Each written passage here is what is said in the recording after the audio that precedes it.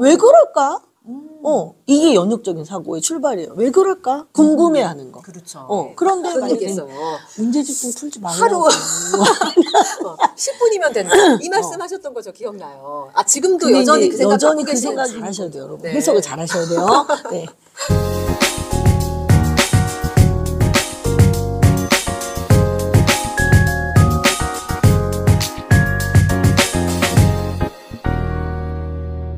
안녕하세요. 안녕하세요. 오늘도 가정에서 아이들에게 수학 잘하는 방법 알려주시려고 숙센TV 정혜숙 선생님 모셨습니다. 우리 선생님께서 네. 어렸을 때부터 아이들하고 수학적으로 대화 나누는 것도 많이 해오시고 24년간 또 학원에서 아이들 가르치시면서 어떻게 또 수학적인 사고력을 키울 수 있는지 전문가라고 하실 수가 있거든요. 네. 근데 사실 우리가 이렇게 뒤에서 얘기 나누면 이제 중고등 시기에는 수학적인 어떤 머리를 키워줄 수 있는 물리적인 시간이 그렇게 많지가 않은 것도 사실이잖아요. 네. 그걸 볼 일이 별로 없잖아요. 그러니까요. 솔직히 부모님이 정말로 수학 머리를 키워줄 수 있는 능력도 되시고 본인도 수학 머리가 출중하시거나 혹은 아니면 1:1 과외를 하지 않는 이상에는 평범한 부모로서는 참 이게 막연한 것 같기도 해요. 그렇죠. 그래서 이제 이 영상을 보시는 평범한 이제 부모님들을 위해서 손쉽게 우리가 가정에서 도움을 줄 수 있을 만한 것이 어떤 것이 있을지에 대한 이야기를 오늘 좀 해주시면 어떨까 싶어요, 선생님. 저는 이제 유아하고 초등 저학년 좋습니다. 위주로 좀 이제 말씀드리고 좋아요. 싶어요. 네. 왜냐하면 벌써 3학년만 돼도 네. 엄마 맘대로 애가 잘 안 되고 그리고 벌써 또 들리는 것들이 되게 많기 때문에 뭐 학원도 가야 되고 공부할 것들이 되게 그럼요. 많아지잖아요. 그 이전에 할 수 있는 것들에 대해서 좀 말씀을 드리고 싶어요. 네. 일단 잠깐 말씀드릴 게 뭐냐면 이제 수학 머리라고 하는 게 사실 되게 수준이 높은 사고력이잖아요. 네. 근데 이 수준 높은 사고력을 아무것도 없는 상태에서 점프해서 거기로 가는 거 불가능해요. 네. 그러니까 어렸을 때는 오히려 이 주변 머리를 좀 많이 쓸 수 있는 거를 좀 해주고 그래서 내가 이제 생각할 수 있는 여지가 좀 생겼어. 그러고 난 다음에 진짜 이제 수학으로 가는 그런 방향을 좀 생각하시는 게 되게 좋을 것 같거든요. 그럼에도 불구하고 아주 어릴 때부터 할 수 있는 이제 수학적인 것들이 있어요. 그 중에 이제 하나 뭐냐면 분류하기, 또 규칙 찾기. 이런 것들은 아주 애기들도 할 수 있잖아요. 그러니까 뭐 예를 들어 제가 공을 놓고 나무를 놓고 공을 놨어. 그럼 그 다음에 뭘 놓을까? 그럼 애들이 나무를 놓잖아요. 네네. 이런 건 이제 자기가 어느 정도 규칙을 인식할 수 있다는 거거든요. 그러니까 어린 아이들을 데리고 할 수 있는 것 중에 요즘 날씨 너무 좋잖아. 요즘 날씨 너무 좋으니까. 이제 봄 시작이니까. 네, 네. 밖에 나가는 거예요. 네네. 네, 밖에 나가는데 뭐 엄청 거창하게 뭐 꼭 반드시 도봉산이나 북한산을 타라 이런 얘기가 아니고 네네. 동네 공원에 나갑니다. 네네. 네, 이런 거는 익숙한 장소일수록 좋아요. 그냥 네. 아파트 단지에 예, 있는 아무 데나 상관없어요. 동네를 딱 나가면 그 이제 어느 나무가 있는지 대충 알고 있고 요즘에 어느 꽃이 핀다는 것도 좀 어느 정도 알고 있잖아요. 그쵸. 그런 정도의 이제 느낌을 가지고 애랑 나가는 거죠. 그렇게 해서 이제 꽃 사진을 찍어요. 꽃 사진을 여러 개를 찍고 어떤 거는 꽃이 먼저 있고 어떤 건 잎이 먼저 있고 되게 여러 가지가 있잖아요. 그리고 잎의 모양이 막 완전히 맨돌맨돌한 잎도 있고 아니면 조금 길쭉길쭉한 애들도 있고 되게 그쵸. 여러 가지 형태들이 있단 말이에요. 모양이 일단 다르니까. 모양도 다르고. 네. 그러니까 그런 것들을 일단 찍는 거예요. 근데 찍으면서 이제 한마디를 던지는 거죠. 모양이 다 똑같진 않네. 좀 다르다. 너 어떻게 다른 것 같아? 이제 한마디를 던지면 얘가 이제 생각이라는 걸 하는 거죠. 그때. 이제 사진을 찍으면서 다르네? 근데 굳이 거기서 뭐 길고 동그랗고 뭐 이런 얘기를 엄마가 할 필요는 없는 거예요. 할 필요는 없고 네네. 그냥 이렇게 좀 다르네? 어떻게 다른 것 같아? 하고 물어보면 얘가 이제 사진 몇 장을 찍다가 얘기를 하죠. 엄마 어떤 거는 동그랗고 어떤 건 길어. 이런 식으로 얘기를 해요. 그러면 모양을 가지고, 그러니까 모양 기준이 되는 거예요. 모양을 가지고 분류를 하는 거죠. 그러면 사진 중에서, 사진을 쭉 찍었으니까 이 중에서 어떤 잎은 동그랗고 어떤 잎은 길쭉하지? 그 애들을 모으는 거예요. 근데 이런 거 할 때도 사실은 가을이 제일 좋은 거는 가을엔 낙엽이 떨어져 있으니까 주워서 할 수 있는데 봄에는 그러네. 사실 그럴 수가 없잖아요. 그러네요. 네, 그게 조금 아쉬운데 이제 그런 거는 그림을 그리거나 어디 나갈 사진에 때. 출력을 해도 상관이 없어요. 요즘에는 네. 사진 찍기가 쉬우니까 네. 그런 것도 하나의 수학 학습 자료가 될 수가 네, 있겠군요. 그렇죠. 근데 이제 저 같은 경우는 항상 미술 도구를 들고 다녔어요. 오. 네, 그린 종이하고 네네. 그다음에 뭐 색연필이나 뭐 자기가 하기 쉬운 거 네네. 이런 걸 들고 다녀요. 그러면 이제 애가 스케치를 하잖아요. 그러면 스케치를 할 때하고 사진을 찍는 건 또 달라요. 왜냐면 사진을 찍으면 그림이 자료로만 남아있지만 내가 직접 그리면 완전 다르거든요. 왜 이거랑 비슷해. 책을 읽을 수 있는 애하고 글씨를 쓸 줄 아는 애가 다른 거랑 비슷한 거예요. 그러니까 막상 그림을 그리려고 하면 내가 나뭇잎 모양 기억이 안 나요.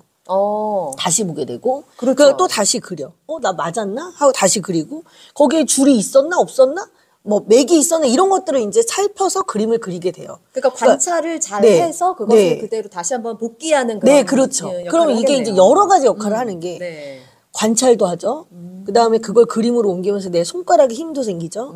그리고 내가 그걸 가지고 분류도 하죠.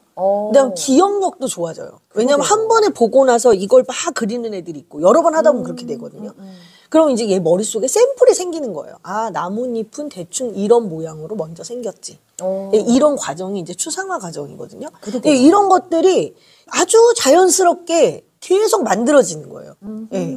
저는 이제 그런 활동을 추천드리죠. 근데 이제 부모님들이 보통 네. 이제 이런 활동들은 네. 그냥 그 수학 머리랑 꼭 연결된 건가? 이런 생각을 하실 수도 있을 것 같아요. 네네네. 그냥 누구나 다 할 수 있는 그런 활동들인데 네네네. 이게 어떻게 수학 머리랑 연결이 되는지. 그러니까 수학 머리라고 하는 거는 뭐 수학적 사고력을 이제 제가 수학 머리라고 얘기를 그렇죠. 하고 있는데 네네. 뭐 연역 추론, 뭐 귀납 추론, 뭐 여러 가지 추론도 있고 그다음에 뭐 추상화, 일반화 뭐 이런 것들, 네네네. 특수화 이런 것들이 되게 네네. 많아요. 기호화도 있고. 맞아요. 그 많은 것들이 아주 어릴 때부터 그렇게 형성이 될 수가 없어요. 그런 것들은 대부분 초등학교를 들어가서 몇 년간의 훈련을 거쳐서 3학년 이후부터 이렇게 점점점 발전해서 그래서 6학년에 대학 겨우 유비 추론 하나 건질까 말까. 이런 거란 말이에요. 그 수학적 추론이라는 건 그렇게 쉬운 게 아니에요. 그러니까 네. 어렸을 때부터 차곡차곡 쌓아져야 네. 되는 어떤 기본 바탕에 그렇죠. 이런. 그런데 이런 귀납 추론이나 이런 어떤 추론을 해 나가려면 네네. 기본적으로 내가 생각할 수 있는 이 도구들이 필요한 거예요. 이 네네. 뭐라고 얘기하면 좋을까요? 자료, 기본 자료, 기본 기초 자료. 자료. 근데 저는 이걸 생각 도구라고 표현했어요. 도구. 네네. 네. 그 중에 하나가 관찰. 관찰. 그 다음에 기억력. 네네. 그 다음에 뭐 그림을 그리는 형상화라는 게 있는데 이제 말이 좀 어려워서 형상화는 구체적으로 그림을 옮겨서 어떤 그리는 패턴 거. 같은 거. 네. 네. 그리고 패턴을 찾는 거. 네, 이거 규칙 좋습니다. 찾기라고 얘기했고. 예. 그 다음에 비유하는 거 있잖아요. 이거랑 이거랑 되게 비슷해. 그걸 가지고 비유하는 유추학이라던가 이런 12가지의 어떤 생각 도구들이 있어요. 이런 것들을 계속 키워. 어릴 때. 예, 어릴 네. 때. 이거 계속 키워. 근데 그걸 가지고 또 학원에 다니려고 한단 말이야. 예, 그게 아니고 책으로, 그림으로, 음악으로, 영화로 뭐 이렇게 키우는데 그때 뭐가 필요하냐면 대화가 필요한 거예요. 그렇죠. 진짜, 직접 경험하면서 부모님과 나누는 대화. 네, 그렇죠. 뭐 예를 들어서 버스를 기다리고 있어. 버스를 그냥 기다리면 너무 재미없잖아요. 애한테 계속 가만히 있어, 조용히 해 이래야 되잖아. 그러지 말고 뒤에 보시면 버스 번호판이 쫙 있잖아요. 네. 그 걔네들 사이 규칙을 보는 거예요. 우리 동네에는 7하고 5가 들어가는 버스가 되게 많아. 왜 그럴까?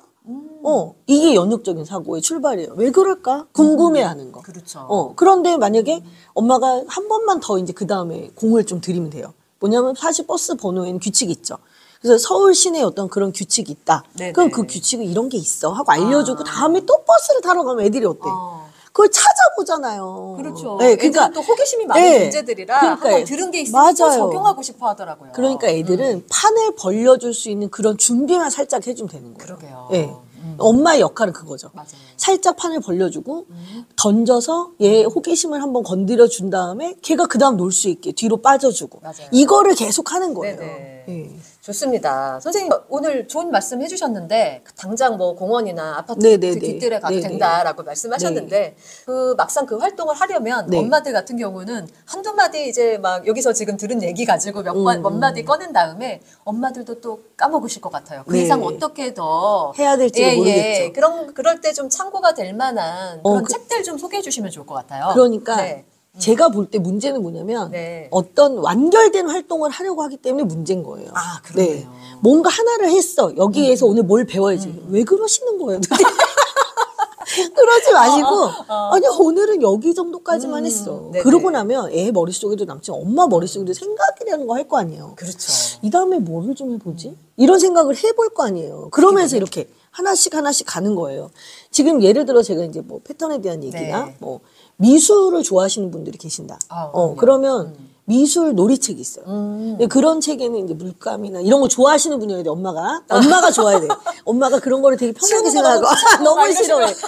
저는 개인적으로 사실 별로 안 좋아해요. 저는 입을 이렇게 터는 건 좋아해도, 이렇게 그림 그리고 색깔칠하고 손에 묻고, 너무 안 좋아해요. 네. 그래서 주로 저는 이제 애한테 시키고 연필로 그리는 것까지는 좀 했던 것 같아요. 그러니까 이게 사람마다 좀 취향이 다르단 말이에요. 그러면 네. 이제 미술놀이 책을 예를 들어 선호한다. 네. 그러면 아까 만들었던 찾았던 사진들 있잖아요. 네네. 그런 사진들을 가지고 비슷한 이파리가 있는 애들을 모아서 그림을 그린다던가 뭐 이런 식으로 어떤 표현이 가능하고요. 아니면 물감놀이 같은 걸로 하는 거예요. 아이 손가락으로 물감을 쭉쭉쭉 찍어서 이건 무슨 나무, 이건 무슨 나무 이런 식으로 나무를 만들 수도 있는 거고요. 네네. 그러니까 그런 미술놀이 책이 있고요. 책 제목이 이제 수학이 쉬워지는 미술놀이라는 책이에요. 아, 네. 그러니까 이 책은 이제 부모님이 보시고 이제 아이랑 활동하는 그런 류의 책이고 네. 이 다른 책이 또 하나 있는데 수학에 빠진 아이라는 책이 있어요. 오. 네, 이거는 이제 그림책이고 아이가 그냥 읽을 수 있는 책이에요. 근데 아이가 혼자 읽으면 좀 재미가 없고 이제 엄마랑 같이 읽으면 좀 좋긴 한데 네. 이 친구는 다른 가족들은 뭐 아빠는 뭐 미술에 빠져 있고 자기 오빠인가 동생인가는 음악을 또 그렇게 좋아해요. 네. 나는 이렇게 뭐 빠진 게 없지. 근데 알고 봤더니 얘가 수학에 자기는 빠져 있는 거야. 자기는 그림을 그릴 때도 수학을 그리고 막 이러는 거야. 그래서 동네 놀이터에 가면 걔는 다 도형만 보여요. 정글짐 보면 정육면체다 뭐 이런 거 보이고 나무 보이면 프레탈 보이고 막 이러는 거야 이 친구가. 그래서 자기만의 수학 노트를 만들어요. 아하. 그래서 이 마지막에 수학 노트를 만드는데 그게 전부 다 관찰 기록장이야.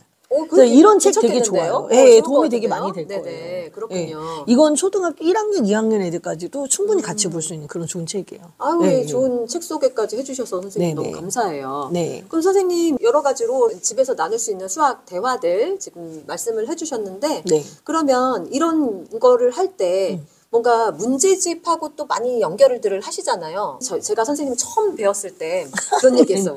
문제집 좀 풀지 말라고. 하루 10분이면 된다. 이 말씀하셨던 거 저 기억나요. 지금도 근데 여전히 이제 그 생각 여전히 갖고 그 계시는지. 생각인 거죠. 네, 근데 네. 왜냐하면 이게 이제 항상 새겨들어야 되는 게 뭐냐면 해석을 잘 하셔야 돼요, 여러분. 네. 해석을 잘 하셔야 돼요. 네.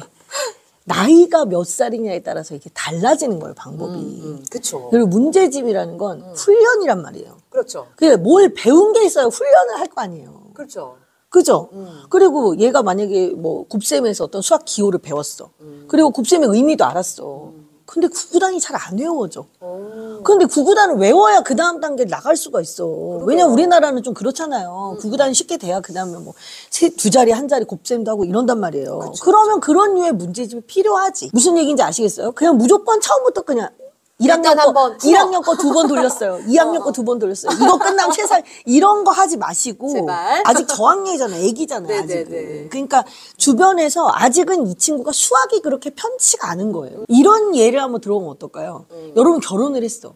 결혼을 했는데 신혼이야. 그래서 아직 이 남편하고 노는 게 너무 재밌어. 아직 시댁이 익숙치가 않아. 근데 남편이 맨날 오늘 우리 엄마가 밥 해준대. 갈까?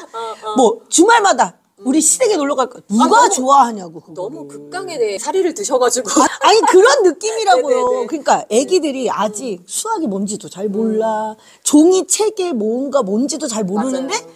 문제집을 자꾸 들이대. 얼마나 그러니까. 짜증나겠어요. 전 이제 이거를 썸 타는 사이에서 너무 들이댄다. 저는 이렇게 표현했는데. 그래 너무 들이댔어. 너무 들이댔어. 그래서 이제 문제집은 네. 요때는 조금 문제집을 나중에 해도 돼요. 왜냐면 아직 배우는 게 별로 없으니까. 그쵸. 그리고 이제 배우는 게 조금씩 누적이 되기 시작하면 그때 연습을 위해서 이제 네네. 문제집을 푸는 거죠. 알겠습니다. 선생님 오늘도 오셔가지고 이렇게 재미있는 수학 수학 이야기 나눠주셔서 너무 감사드리고요. 다음에도 또 네. 재밌는 수학 얘기 나눠주시러 또 오늘- 와주시기 바래요.